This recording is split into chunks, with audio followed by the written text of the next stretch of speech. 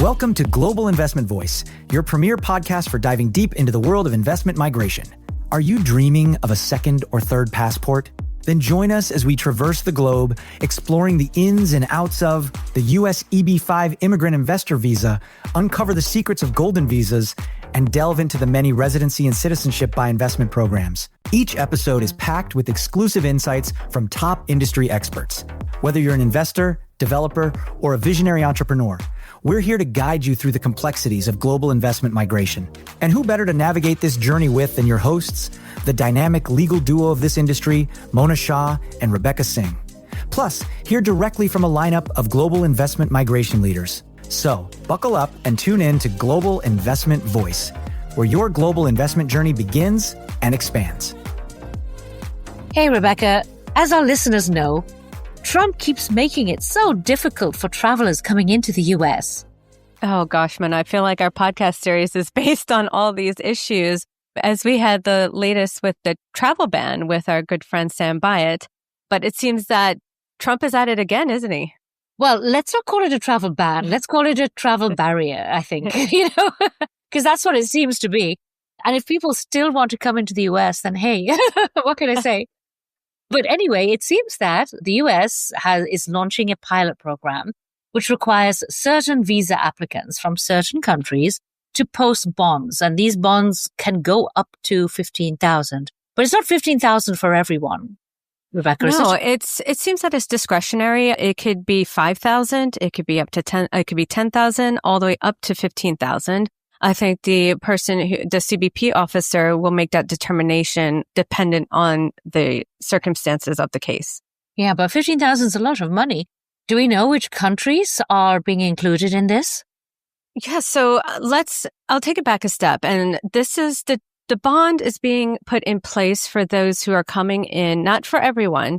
But it's for B1, B2 travelers who are either one from countries that have high overstay rates. So at this point, the Department of State has put out two countries, and that's Zambia and Malawi. And then the second are those from CBI countries, specifically those where there are no residency requirements if you've come in under the CBI program. But if you are in a program, well, I suppose we can ask our guest, but if you're on a program and there's no residency requirements and you actually do the residency, this wouldn't count, right?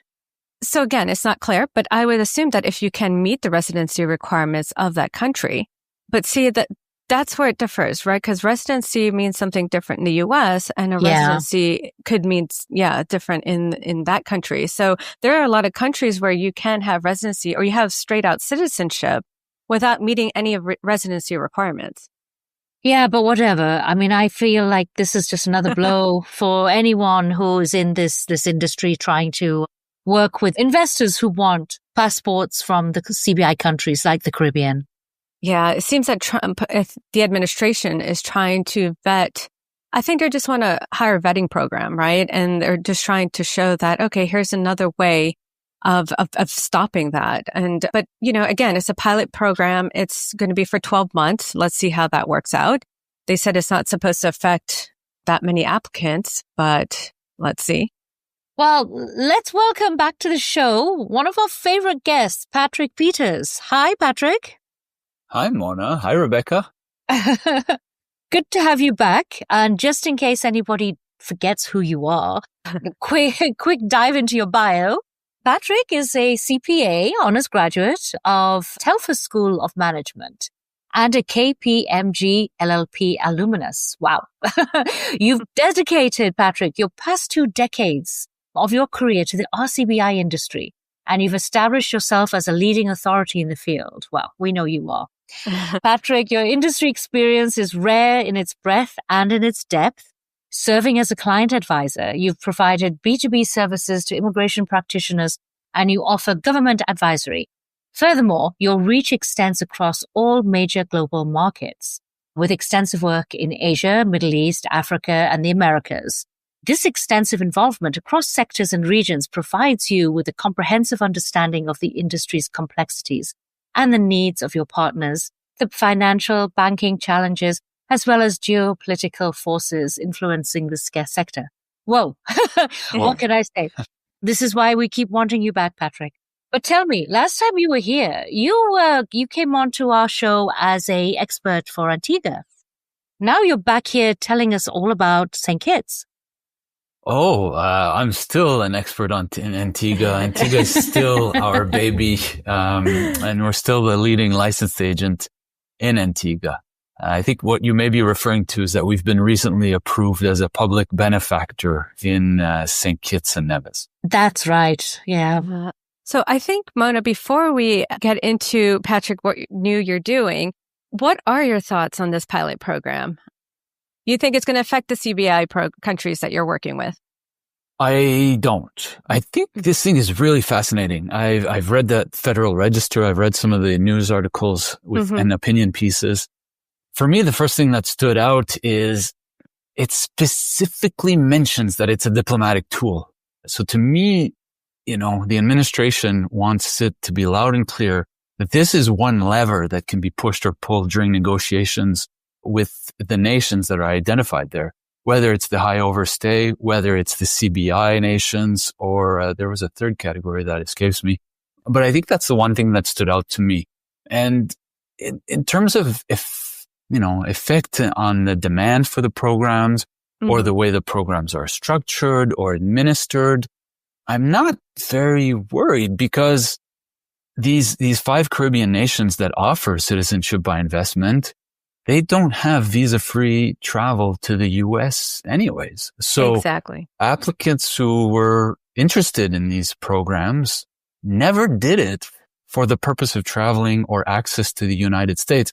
So I don't see this impacting the programs very much. I was going to say it was interesting because, again, the government bodies of these countries, their argument was that they are vetting as well. And what I saw is that this was the purpose of putting this in to make sure that they're thinking, I think the Trump administration thinks that these countries aren't vetting enough, whereas the countries, they're the ones who are allowing the CBI program and those coming in for citizenship. There are arguments that they are doing quality vetting programs. Yeah. And also, following the EU's treatment of Malta's CBI program, I just thought that sort of the US was really taking a similar approach with these type of policies. But you differ on that, Patrick, right? Yeah, definitely. I believe that the EU and the US have a very different approach to these citizenship by investment programs. The EU is fundamentally against the commoditization of citizenship. Oh, that's a mouthful. You mean citizenship for sale for the rest of us? True. Whereas the U.S., especially the current administration, they want to show loud and clear to their voter base that they are putting up the borders, that they are protecting Americans from outsiders, whether that's economically or from, ideologically, whatever that may be. So I think the angle, and that these two governments are coming at it from is different. I don't think you can compare one to the other. So Patrick, now that we hear that you're working alongside the St. Kitts and Nevis government and their CIU, their Citizenship and Investment Unit in working with the public benefit option, tell us a little bit about what that involves with that program. Yeah, it's very interesting. The government of St. Kitts and Nevis created this investment option when they made a lot of adjustments to their program about 2.5 years ago. And they created this public benefit option. Basically, what that means is an applicant can direct their non-refundable contribution to a specific pre-approved project that is supposed to benefit the people of St. Kitts and Nevis. That's the concept behind this investment option. So it's basically a more meaningful contribution than just 5-star hotels. Yeah. Yeah, correct. Something that the government has identified that would benefit the people directly, basically. Oh, and can just anyone get involved with this? Or does the government only work with certain people? There's only certain people, certain organizations that are pre-approved as public benefactors. And that's why you recently held a webinar with His Excellency Calvin, is it Calvin Saint-Just? this was approved and announced. There was a government press release about 6 weeks ago, I believe. And we've essentially partnered up with the government of St. Kitts and more specifically their National Housing Corporation. Mm-hmm. And so, our project, our applicants, our clients who choose to invest in we say PBO, public benefit option, that goes directly to the National Housing Corporation, who in turn does one of several things. Mainly, they're building affordable housing for the people of St. Kitts and Nevis. Oh, so how are the funds actually collected then through, the CBI program? Does everything that you collect go to this, or how does it work? That's the beauty, is it stays when the client pays their non-refundable contribution, when the applicant is approved and makes their non-refundable contribution. Yeah, you're reminding everybody it's non-refundable. Yeah, that's right. It's an important distinction indeed. Yeah. But yeah, the contribution goes directly to the government of St. Kitts, and it stays with the government of St. Kitts and specifically the National Housing Corporation.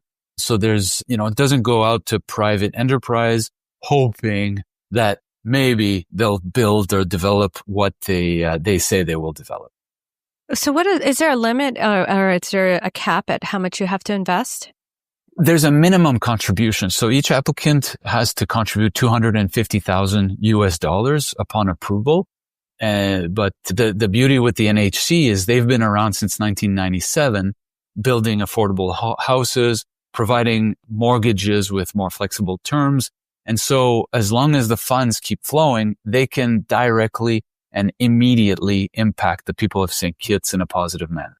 When funds and contributions are doing so much good in a country, and these are all sovereign countries with the ability to do what they want, surely, the US government shouldn't have a problem with anybody, who comes in through the CBI program, if they legitimately got their citizenship through this. Yeah, that's it. And going back to the US, we have to remember that 2 years ago, the 5 Caribbean countries and the government of the United States came together and agreed on 6 principles for the successful management of these programs. And all 6 have been rolled out. And apparently, I'm not privy to these direct conversations, but from what I'm told, everybody's happy with the way that these 6 principles are being carried out. So you don't see any problems as far as EU and Schengen visas are concerned? Because I know there has been a lot of reform in St. Kitts. Yeah, that's right. In all of 5 of the programs, Antigua is the one that had the least amount of reforms to make. In fact, they even have a residency requirement. And so it'll be interesting to see how this pilot project affects Antigua. Will they be able to make the claim that they have a residency requirement, even though it's just 5 days? I'm looking forward to seeing how so many of these details in this pilot project will be rolled out. Yeah, well, says the same with us. I'm sure, Rebecca, I'm sure, Patrick, we're going to be talking about these barriers to the US for some time.